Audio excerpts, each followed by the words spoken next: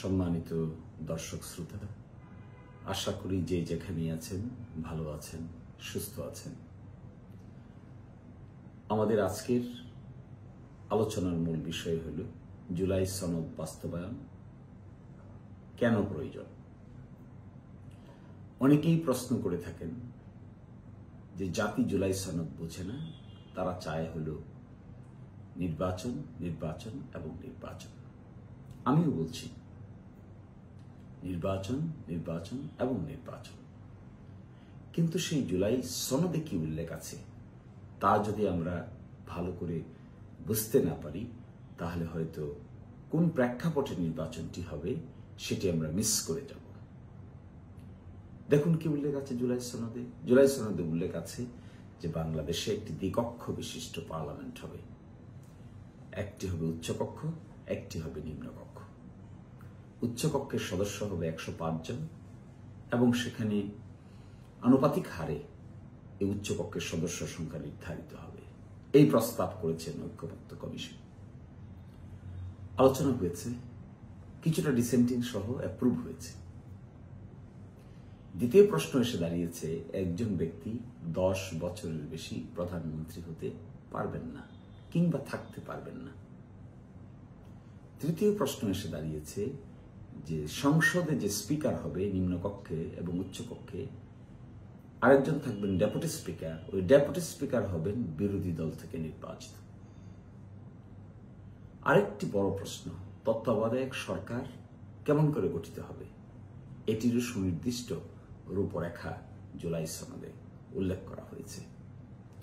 সংসদীয় কমিটিতে বিরোধী দল থেকে স্ট্যান্ডিং কমিটিতে সভাপতি নির্ধারণ করা হবে এবং সংবিধান সংশোধন কি করে হবে, সংবিধানের মূল নীতিগুলোর মধ্যে কি কি পরিবর্তন আসবে, সংবিধানের 70 অনুচ্ছেদে কি পরিবর্তন আসা জরুরি। এই যে বড় ধরনের ম্যাসিভ পরিবর্তন, এটি মূলত রাষ্ট্র কাঠামোতে একটি সহনশীল পরিবেশ তৈরি করার জন্যই এই আলোচনাগুলি হয়েছে এবং সিদ্ধান্ত হয়েছে। এই পরিবর্তনগুলো আমাদের যদি আমরা করতে না পারি, তাহলে আবার ঘুরে ফিরে সে ফ্যাসিজম আসার সম্ভাবনা থেকে যায়। এই জন্যই সকল রাজনৈতিক দল, বিএনপি, জামাত ইসলামী, এনসিপি, ইসলামী আন্দোলন, গণসংহতি সমিতি, সংহতি আন্দোলন, তারপরে অন্যান্য যে সমস্ত রাজনৈতিক দল আছেন, সকলেই দিনের পর দিন আলোচনা করেছেন, করে ঐকমত্যে পৌঁছেছেন যে এই কাজগুলো আমাদের পরিবর্তন করতে হবে। পরিবর্তন করার পর যে নতুন সংসদ গঠিত হবে, সেই সংসদ সত্যিকার অর্থেই জনগণের ইচ্ছার বহিঃপ্রকাশের ভিত্তিতে যদি গঠিত হয়, তাহলে বাংলাদেশের যে নতুন যাত্রা সেটি টেকসই হবে, উন্নত হবে এবং আমরা ক্ষমতার ভারসাম্য বজায় রেখে গণতান্ত্রিক ব্যবস্থায় নিজেদেরকে প্রতিষ্ঠিত করতে পারব। অনেকেই বলেন এই সনদ জরুরি কেন? তাহলে কি জরুরি না? এটা উচ্চকক্ষ নিম্নকক্ষ চাই না আমরা? এই জন্য তো জরুরি। এই জন্য জরুরি যে একজন ব্যক্তি যে 10 বছরের বেশি প্রধানমন্ত্রী থাকতে পারবেন না, এই বিধানকে ইন্ট্রোডিউস করা জরুরি নয়? নিশ্চয়ই জরুরি। বিরোধী দল থেকে ডেপুটি স্পিকার হবেন, নিশ্চয়ই জরুরি। না হয় ক্ষমতার ভারসাম্য কি করে রক্ষা হবে? একইভাবে প্রেসিডেন্ট এবং প্রধানমন্ত্রীর মধ্যে যে ক্ষমতার ভারসাম্য প্রস্তাব করা হয়েছে, তা কি করে রক্ষা হবে যদি আমরা এই পরিবর্তনগুলো এখন করতে না পারি? একই সাথে সংবিধানের 70 অনুচ্ছেদে যে পরিবর্তনের কথা বলা হয়েছে, তা কি করে সংগৃহীত হবে? তত্ত্বাবধায়ক সরকার সংক্রান্ত যে বিধান আলোচনা করে ঠিক করা হয়েছে, এটি কি করে বাস্তবায়িত হবে? নারীর ক্ষমতায়ন সংক্রান্ত যে বিধানগুলোকে আমরা একমত পোষণ করেছি, তা কি করে বাস্তবায়িত হবে? অনেকেই বলছেন কেন জরুরি? এগুলো তো জরুরি। রাষ্ট্র কাঠামোতে সাংবিধানিকতায় এবং রাষ্ট্র কাঠামোর যে 3টি অর্গান আছে, এই 3টি অর্গানের মধ্যে কি করে এই ব্যালেন্সটা মেনটেন করা হবে, এটি কি বাস্তবায়ন জরুরি নয়? একই সাথে প্রধান বিচারপতি কে হবেন, এই মর্মেও একটি ঐকমত্য প্রতিষ্ঠিত হয়েছে। সিনিয়রিটি ক্রস করা যাবে কি যাবে না, বয়োজ্যেষ্ঠ ব্যক্তি কর্মে বয়োজ্যেষ্ঠ ব্যক্তি প্রধান বিচারপতি হবেন কি হবেন না, এখানেও তো একমত হয়েছে। আচ্ছা, যারা আমরা এখন এই কথা বলছি যে এটাকে বাস্তবায়ন না করে পার্লামেন্ট নির্বাচন করতে চায়, তারা কি এই বিষয়গুলোকে গুরুত্বপূর্ণ মনে করেন না? এই বিষয়গুলো যদি ইমপ্লিমেন্টেশন না হয়, তাহলে গণ অভ্যুত্থানের যে আকাঙ্ক্ষা তা কি বাস্তবায়িত হবে? আমরা যে আরেকটা স্বৈর শাসন থেকে মুক্তি পেতে চাই, তা কি সম্ভব হবে?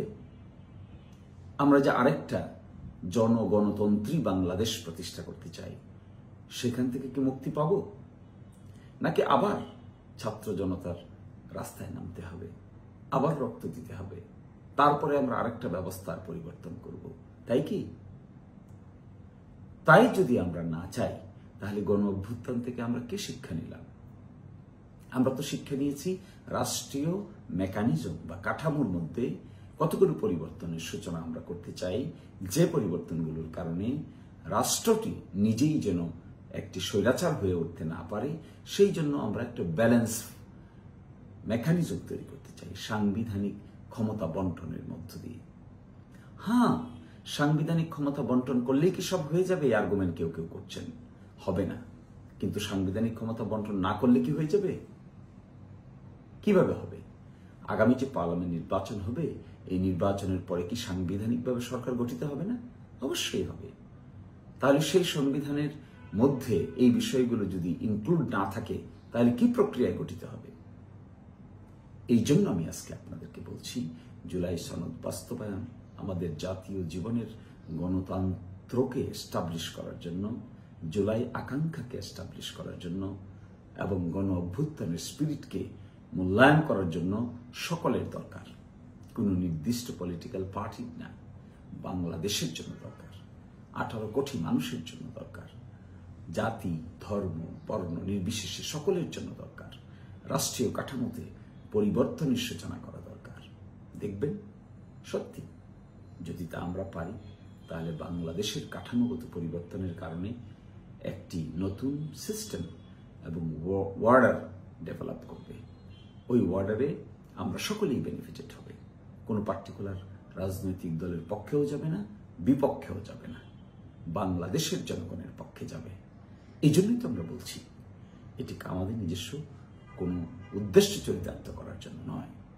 আমরা যে বলছি, এটি অন্তর দিয়ে উপলব্ধি আশা করি সকলেই করবেন।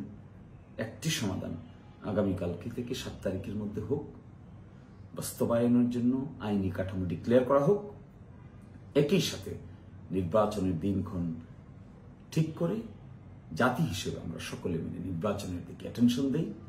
নতুন পার্লামেন্ট গঠিত হোক, গণভোট সিস্টেমটা এখানে ইনক্লুড থাকুক, কনস্টিটিউয়েন্ট অ্যাসেম্বলির একটা আংশিক ব্যবস্থাপনাও থাকতে পারে। এরই মধ্য দিয়ে এই চ্যাপ্টার আমরা ক্লোজ করি, নতুন চ্যাপ্টারে পদার্পণ করি। আশা করি সকলেই ভালো থাকবেন। আজকের মতো এখানে বিদায় নিচ্ছি। আল্লাহ হাফেজ।